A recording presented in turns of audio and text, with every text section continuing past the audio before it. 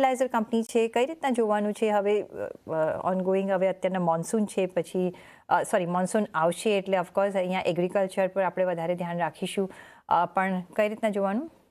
તો ડેફિનેટલી અગર આપણે અક્રોસ ફર્ટિલાઇઝર સ્ટોક્સ હવે આપણે જોવા જાય તો ડેફિનેટલી બધા જ ફર્ટિલાઇઝર સ્ટોક્સ છે એ કાફી મોમેન્ટમ અને આજે પોઝિટિવ ટ્રેડ કરે છે. અગર પર્ટિક્યુલરલી અગર આપણે આરસીએફ નો આપણે જોવા જાય તો આ ક્વાર્ટરમાં જે પ્રોફિટ છે એ કાફી શાર્પ રીતે ઇન્ક્રીઝ થઈ છે, સપોર્ટેડ બાય રેવન્યુ, અને એના પ્રમાણે જે માર્જિન્સ છે દેટ હેઝ ડેફિનેટલી ઇમ્પ્રુવડ.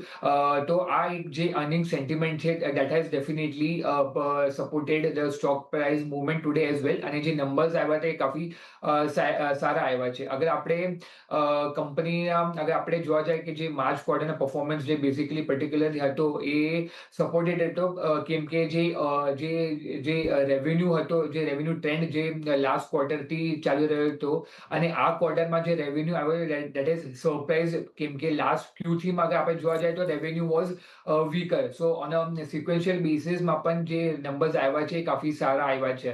અને જે પ્રમાણે મને લાગે છે કે મોન્સૂન્સ જે બધા એક્સપેક્ટ કરે છે કે it will be weaker in the second half of trade, but definitely અગર આપણે જોવા જાય કે જે ટ્રેન્ડ છે for the first half, so that is expected two remain positive.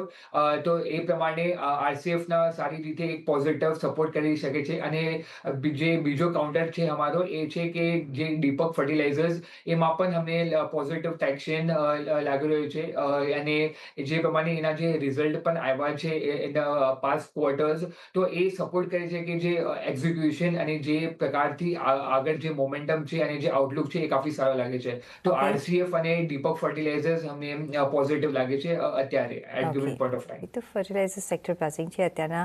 RCF અને દીપક ફર્ટિલાઇઝર તમે નજર રાખી શકો છો. બંને કાઉન્ટરમાં જુઓ, આજે સારું એવું 5% ઉપરની આપણે તેજી જોઈ રહ્યા છીએ. RCF of course on the result grounds, અને દીપક ફર્ટિલાઇઝરમાં પણ તમે અહીંયા કામકાજ કરી શકો છો. તો